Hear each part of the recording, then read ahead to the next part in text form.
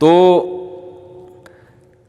یہ جو گورے ہیں نا، یہ خدا کے منکر لبرل لوگ، یہ سب کے دماغوں میں، آج دینداروں کے دماغوں میں بھی یہ بات بیٹھی ہوئی ہے، یار بڑے بڑے ظالم تو ترقی کرتے چلے جاتے ہیں، ان کو تو کچھ بھی نہیں ہوتا، پستے تو بیچارہ غریب آدمی پستا ہے، نیک آدمی پستا چلا جاتا ہے۔ میں آج سوچ رہا تھا کہ دیکھو دنیا میں پاکیزہ لوگوں پہ کیسے کیسے الزامات لگے ہیں، اور وہ الزامات چل بھی پڑے۔ امی عائشہ رضی اللہ تعالی عنہا سے زیادہ کوئی پاکیزہ ہو سکتی ہیں؟ اتنی پاکیزہ کہ جب آپ پہ تہمت لگی ہے تو امی عائشہ فرماتی ہیں مجھے یقین تھا کہ اللہ اپنے نبی کو بتا دے گا کہ میں غلط نہیں ہوں، لیکن مجھے یہ توقع نہیں تھی کہ قرآن میں آیتیں اتار دے گا جس کی باقاعدہ قیامت تک تلاوت کی جائے گی، یعنی میرا اللہ کی نظر میں میرا یہ مقام ہوگا، اس کی مجھے توقع نہیں تھی۔ لیکن اللہ نے آپ کی پاک دامنی کو بیان کیا، اور اللہ نے فرمایا تحسبونہ ہینا، تم اس کو ہلکا معاملہ سمجھتے ہو، وہو عند اللہ عظیم، اللہ کی نظر میں یہ بہت بڑا معاملہ ہے کہ پیغمبر کی زوجہ پر تہمت لگ رہی ہے۔ مگر تہمت لگانے والوں نے تہمت لگائی بھی، وہ زندہ بھی رہے، اپنے ٹائم پہ مرے، اور ایک بہت بڑا طبقہ آج بھی ایسا ہے جو اس تہمت کو سچا مانتا ہے، آج بھی ایک طبقہ ایسا ہے۔ کتابیں لکھی جا رہی ہیں، امی عائشہ رضی اللہ تعالی عنہا پر تہمتیں آج بھی کتابوں میں لگا رہے ہیں لوگ، کیا کیا بکواسات نہیں لکھی جا رہی۔ تو اس سے پتہ چلتا ہے یہ دنیا دارالامتحان ہے، یہاں صحیح اور غلط کا حقیقی فیصلہ نہیں ہوتا، اصل میں تو وہاں ہوگا۔ اور تہمت لگانے والوں نے امی عائشہ جیسی پاک دامن پہ تہمت کس بیس پہ لگائی کہ ہار گم گیا تھا، اکیلی رہ گئیں، صحابہ کو پتہ نہیں چلا، تو صحابی رسول ان کو لے کر اپنے ساتھ مدینہ میں داخل ہوتے ہیں۔ تو یہ بدگمانی ہے نا کہ فوراً اس کو غلط رخ دے دیا، معاذ اللہ، مجھے تو بولتے ہوئے بھی ڈر لگ رہا ہے۔ آج بھی ایسا ہوتا ہے کہ ذرا سی بات پر فوراً تہمت لگا دی جاتی ہے۔ کہ آپ کسی سے بات کر رہے ہیں فون پہ چھپ کے، ممکن ہے آپ چھپ کے اس لیے بات کر رہے ہو کہ آپ وہ بات پبلک کو نہیں بتانا چاہتے، لیکن تہمت لگانے والے کیا تہمت لگا دیں گے کہ اس کے تعلقات ہیں۔ یہ بہت ہو رہا ہے آج کل، اور ہمارے ہاں منفی بات جتنی طبیعت سے لوگ قبول کرتے ہیں نا، مثبت بات نہیں لی جاتی۔ گھروں میں بیویوں پہ شوہر تہمت لگاتا ہے، عورتیں اپنے میاں پہ تہمتیں لگاتی ہیں، یہ شادی شدہ لائف کے بعد تو سمجھو کہ الزام تراشیوں کا ایک طویل سلسلہ شروع ہو گیا۔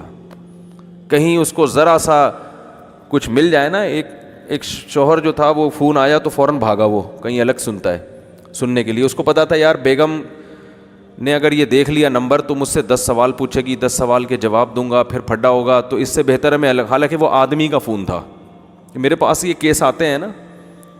اب بیگم نے کہا چونکہ فون آپ چھپ کے سن رہے ہو، اٹ مینس کہ آپ کے کسی لڑکی سے تعلقات۔ اچھا بھلا گھر، پھر شوہر غیرت میں آ گیا، مار کٹائی، بڑے پھر الزامات، پھر وہ کوشش کرتا ہے اب میں اس کو پھنساؤں گا، اب میں کیا کروں گا، یہ مجھ پہ شک کر رہی ہے تو اب میں اس کو پھنساؤں گا۔ بدگمانیاں۔ جو ایمان والے لوگ ہیں نا، اللہ نے ان کی جو صفات بیان کی ہیں، ان صفات میں اور جو احکام ایمان والوں کے اللہ نے دیے، ان میں ایک بہت اہم حکم ہے، وہ ٹوہ میں نہیں لگتے کسی کی، وہ کسی کی ٹوہ میں نہیں لگتے، وہ بدگمان نہیں ہوتے۔ ان بعض الظن اسم، بدگمانی گناہ ہے۔ خیر، لیکن آپ دیکھو کہ امی عائشہ رضی اللہ تعالی عنہا کتنی پاک دامن، مگر اتنی سی بات تو بیچاری پیچھے اکیلی رہ گئیں۔ اب کسی صحابی رسول کے ساتھ وہ مدینہ میں آ رہی ہیں، کیونکہ وہ ان کو لے کر آئے۔ اب جب اکیلے منافقوں نے دیکھا کہ امی عائشہ کسی غیر مرد کے ساتھ ہیں جو نامحرم تھے، تو بھائی 10 وجوہات ہو سکتی ہیں نا اس کی، کسی غلطی سے پیچھے رہ گئی ہوں گی، کوئی وجہ ہو گئی ہوگی، نہیں جی فوراً تہمت لگائی کہ معاذ اللہ ان کے آپس میں کوئی تعلق ہے ان کا۔ اور نبی صلی اللہ علیہ وسلم کے دل پہ کیا گزری ہوگی، آرے چلے ہوں گے آپ کے دل پہ، کس قدر پریشان. حضرت ابو بکر جن کی بیٹی تھی، دیکھو وہ غیرت کا دور تھا، وہ آج والا دور نہیں تھا. آج تو بہت جگہ ایسا ہوتا ہے یار چلو ٹھیک ہے ہیں تو کیا کریں، یہ تو یہی ہوتا ہے نا، براڈ مائنڈڈ لوگ تو بالکل ہی ہر چیز میں آزاد ہو گئے. پیغمبر میں کتنی غیرت، ابو بکر میں کتنی غیرت، امی عائشہ پہ کیا قیامت گزری ہوگی. یہاں ایک اور سبق ملتا ہے کہ اللہ یہ بھی تو کر سکتا تھا، امی عائشہ کی آنکھ نہ لگتی. امی عائشہ رضی اللہ تعالیٰ عنہ کی آنکھ لگی نا تو وہ صحابہ وہ ڈولی لے کے چلے گئے، وہ سمجھے ان میں بیٹھی ہوئی ہیں، حالانکہ وہ بیٹھی ہوئی نہیں تھی. امی عائشہ فرماتی میری جب آنکھ کھلی وہ پتھر پہ سر رکھ کے سو رہی تھیں.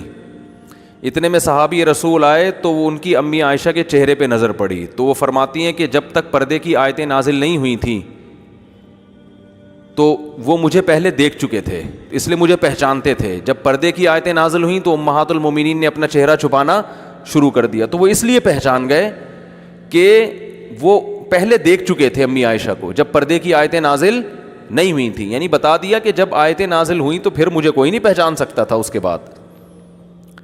تو فرماتی ہیں انہوں نے انا للہ و انا الیہ راجعون پڑھا اور وہ سمجھ گئے کہ یہ غلطی سے، فرماتی ہے ان کی انا للہ و انا الیہ راجعون پڑھنے کی وجہ سے میری آنکھ کھلی ہے، ان کی آواز سے. تو مجھے بھی احساس ہوا کہ بھئی قافلہ آگے نکل چکا ہے. تو میں یہ سوچتا تھا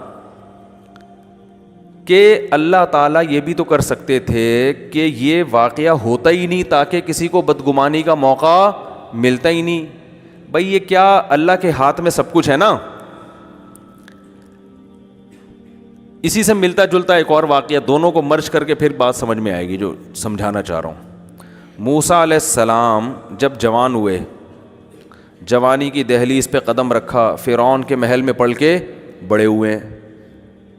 ابھی نبوت نہیں ملی ہے، فرعون ویسے ہی آپ سے تنگ تھا، احساس تھا کہ یہ بنی اسرائیل کے ہیں، کوئی موقع ملنا چاہیے ان کو قتل کرنے کا، کوئی موقع نہیں مل رہا تھا اس کو. تو حضرت موسیٰ علیہ السلام فرعون کے محل میں پڑ کے جوان ہوئے، ابھی جوانی کی دہلیز پہ قدم رکھا ہے، ابھی کام کرنے کا وقت آیا ہے. اب اللہ نے جو آپ سے دین کا کام لینا ہے اس کا ٹائم اب آ چکا ہے. لیکن ہو کیا رہا ہے؟ بظاہر بڑے الٹے کام ہو رہے ہیں. ہو یہ رہا ہے کہ حضرت موسیٰ علیہ السلام مدینہ شہر میں جب نکلتے ہیں مصر میں تو دیکھا کہ ایک فرعونی کی لڑائی ہو رہی ہے بنی اسرائیلی کے ساتھ. دونوں کا آپس میں کیا ہو رہا ہے؟ بولو نا یار، پھڈا ہو رہا ہے. حضرت موسیٰ علیہ السلام نے پھڈا چھڑوانے کے لیے دیکھا کہ یہ میری قوم کا آدمی ہے اور یہ فرعونی آدمی ہے، تو پھڈا چھڑوانے کے لیے ایک مکہ لگایا فرعونی کو، کیونکہ ظالم تھا وہ. آپ کی نیت قتل کرنے کی نہیں تھی مگر بندہ لڑک گیا. وہ حضرت موسیٰ کا ایک تھپڑ لگا فقضا علیہ اور اس کا انا للہ ہو گیا. اب موسیٰ علیہ السلام پریشان، یہ کیا ہو گیا؟ اب دیکھیں بظاہر کام صحیح ہونے کے بجائے کیا ہو رہے ہیں؟ الٹے ہو رہے ہیں کام. بھائی اب تو نبوت ملنی ہے، اب تو اللہ نے آپ سے کام لینا ہے، اب تو کوئی ایسا واقعہ ہونا ہی نہیں چاہیے جس سے آپ موسٹ وانٹیڈ بن جائیں. لیکن اللہ کے کام دیکھو. اور یہ حضرت موسیٰ نے اعتراف کیا یہ تو شیطان نے مجھ سے کروا دیا، یہ کیا ہو گیا؟ یہ غلطی ہو گئی ہے، بندہ تو میں نے مارنا ہی نہیں تھا. اور اللہ سے توبہ استغفار بھی کر رہے ہیں کہ تو بندہ ہی مر گیا. اللہ فرماتے ہم نے معاف کر دیا. تو پہلی غلطی بظاہر غلطی. یہ میں اس سے نا آپ کو ایک سبق بتانا چاہتا ہوں. اس سے نتیجہ کیا نکلتا ہے؟ کام صحیح ہو رہا ہے یا بظاہر الٹا ہو رہا ہے؟ الٹا ہو رہا ہے کام. ایک طرف اللہ کہہ رہا ہے کہ میں آپ کے ذریعے فرعون کی حکومت کا خاتمہ کروں گا، تو اللہ اب تو موسیٰ علیہ السلام سے غیر قانونی کام کوئی ہونا ہی نہیں چاہیے تاکہ کوئی انگلی نہ اٹھا سکے. چلو یہ ہو گیا، بندہ مر گیا. حضرت موسیٰ علیہ السلام پریشان ہوئے کہ یہ ہو گیا غلط کام، توبہ استغفار کرو. اللہ نے کہا میں نے معاف کیا. اگلے دن، اچھا یہ کسی کو پتہ ہی نہیں ہے کیونکہ قرآن کہہ رہے غفلت کا وقت تھا، شہر میں سب سو رہے تھے، اس وقت سب قیلولہ کیا کرتے تھے اور دوپہر کے وقت لوگ باہر نہیں نکلتے تھے. یہ ایک نیچر ہے انسان کی، قیلولہ کرنا. یہ تو اب یہ گوروں نے ختم کیا ہے قیلولے کا نظام. گورے خود اعتراف کرتے ہیں کہ جب تک اسلامی حکومتیں دنیا میں رہی ہیں نا، پوری دنیا میں دوپہر کھانے کے بعد سونے کا رواج تھا. یہ گوروں نے اپنی کتابوں میں لکھا ہے. یہ تو غیر مسلموں سے ہمارے ہاں آیا ہے کہ دوپہر آرام نہیں کرنا, سارا دن جاگ کے گدھے کی طرح کام کرنا ہے ہم نے. تو اب کیا ہوا کہ اگلے دن موسیٰ علیہ الصلاۃ والسلام نکلے. کسی کو نہیں پتا تھا, بنی اسرائیلی نے بھی کسی کو نہیں بتایا کہ بھائی کیا ضرورت ہے موسیٰ علیہ السلام جو کل میری مدد کے لیے آئے تھے ان کا راز فاش کرنے کی کیا ضرورت. تو یہ بظاہر الٹا کام ہو گیا کہ ایک بندہ کیا ہو گیا, قتل. آگے چلو اس سے بھی الٹا کام ہو رہا ہے اگلے دن, بظاہر الٹا کام. اگلے دن کیا ہو رہا ہے کہ موسیٰ علیہ السلام نے دیکھا وہ اپنی قوم کا جو بنی اسرائیلی ہے کل دوبارہ پھڈا ہو رہا ہے اس کا کسی اور فرعونی سے. موسیٰ علیہ السلام نے اس کو فرمایا انک لغوی مبین, تیرا تو کام ہی لڑنا ہے, کل کسی سے لڑ رہا تھا آج کسی اور سے. صرف اتنی سی تنبیہ کی اپنے بنی اسرائیلی کو, نیت یہی تھی کہ آج بھی میں فرعونی کو پکڑوں گا کیونکہ وہ ظلم کر رہا ہے, وہ ظالم تھے فرعونی نے نا, ہر وقت بنی اسرائیلیوں کو تنگ کرتے تھے, تو میں لڑائی چھڑواؤں گا لیکن آج پنچ ذرا ہلکا رکھوں گا, ٹھیک ہے نا, کل کا تجربہ ہے. یا تو پنچ ماروں گا ہی نہیں, بس زبانی کلامی سے ان کو یوں کر کے چھڑوا دوں گا. جب موسیٰ علیہ السلام قریب آئے اور ارادہ کیا کہ ایک فرعونی کو پکڑیں, ارادہ ہے فرعونی کو پکڑنے کا, لیکن بنی اسرائیلی ڈر گیا. اس نے کہا کہ انہوں نے مجھے تانا دیا ہے کہ تو ہے ہی لڑاکو, تیرا کام ہی لڑنا ہے, تو اس کا مطلب آج پنچ کس کو پڑے گا آج جو مکہ پڑے گا وہ کس کو, مجھ کو. اور اس نے کہا یار کل ایک مکے سے وہ بندہ ٹہل گیا, تو اگر ان کا تو تھوڑا سا تھپڑ بھی پڑ گیا, ٹہلا نہیں بھی, تو کوئی نہ کوئی نٹ بولٹ میرا ڈھیلا ہو جائے گا, کہیں نہ کہیں سے میری سیٹنگ, کوئی ریڑھ کی ہڈی کی پرابلم ہو سکتی ہے ہمیشہ کے لیے, یا کوئی دانت غائب ہو سکتا ہے میرا, کچھ تو ہوگا نا, کتنی بھی احتیاط کر لیں. تو اس نے بے صبری کا مظاہرہ کیا, اپنی قوم کا آدمی بے صبری کا مظاہرہ کیا. تو چل بھائی تو بے صبری کا مظاہرہ کرتے ہوئے چیخ لیتا کہ موسیٰ مجھے نہیں مارو میں بھاگ رہا ہوں, یہ کہہ دیتا نا, یا میں چھوڑ رہا ہوں بس. نہیں, لا, ایسا نالائق کہ اس نے فوراً کہا اتريد ان تقتلني كما قتلت نفسا بالامس, اے موسیٰ کیا تو چاہتا ہے کہ جیسے تو نے کل ایک بندہ کو قتل کیا ہے تو مجھے اسی طرح قتل کرنا چاہتا ہے. یہ بات اس نے کہی اور بات لیک آؤٹ ہو گئی. فرعون تو پہلے ہی تلاش کر رہا تھا, کل جو ہمارے کسی درباری کی لاش ملی ہے جس کے قاتل کا نہیں پتا چل رہا, وہ تو اس نے لوگ بھیجے ہوئے تھے بھائی اس کے قاتل کا پتا چلاؤ. اور کتنی بڑی غلطی بنی اسرائیلی سے ہوئی کہ اس نے قاتل کا پتا, قاتل بتا دی کہ موسیٰ علیہ السلام تھے. اس نے فوراً چیخ اٹھا کہ اے موسیٰ آج تو مجھے ایسے قتل کرنا چاہتا ہے جیسے کل تو نے ایک بندے کو قتل کیا ہے. یہ کتنی بڑی غلطی ہوئی کہ نہیں ہوئی؟ تو کیا اللہ یہ غلطی روک نہیں سکتا تھا؟ بولتے کیوں نہیں بھائی, اللہ تو چاہتا تو یہ پھڈا نہ ہونے دیتا. اللہ کہتا میں نے موسیٰ کلیم اللہ کو اپنے لیے رکھا ہوا ہے, ان سے میں نے کام لینا ہے, ان کو ان پھڈوں میں نہیں ڈالنا میں نے ابھی, اس میں تو یہ مصیبت میں پڑ جائیں گے, ٹینشنوں میں آ جائیں گے, ان کے لیے آگے بڑی ٹینشنیں ہیں, تو یہ کیا ہے, یہ کسی اور کو لڑواؤ اس میں. نہ اللہ نے موسیٰ علیہ السلام سے پنچ بھی لگوایا, بندہ بھی انا للہ ہوا, توبہ استغفار بھی کروائی, معاف بھی کیا, اور پھر اگلے دن دوبارہ وہی پھڈا ہو رہا ہے. موسیٰ علیہ السلام جا رہے ہیں, موسیٰ علیہ السلام اس کا مار کسی اور کو رہے ہیں, جس کی مدد کے لیے جا رہے ہیں وہی کمبخت کیا کر رہا ہے, پکڑوا رہا ہے ان کو. تو اس سے پتہ چلتا ہے کہ بھائی آپ جو ہے نا, جو کام اللہ نے آپ کے ذمے لگائے اس میں لگے رہو, پھر حالات کو مت دیکھو کیا ہو رہے ہیں. جیسے بھی آڑے ترچھے حالات ہو رہے ہیں نا وہ آپ کے فیور میں ہو رہے ہیں. یہ سارے حالات حضرت موسیٰ کے فیور میں ہو رہے تھے. کیسے فیور میں ہو رہے تھے؟ یہ ایسے فیور میں ہو رہے تھے کہ اس بہانے حضرت موسیٰ کو مصر چھوڑنا پڑا, اور کہاں جانا پڑا؟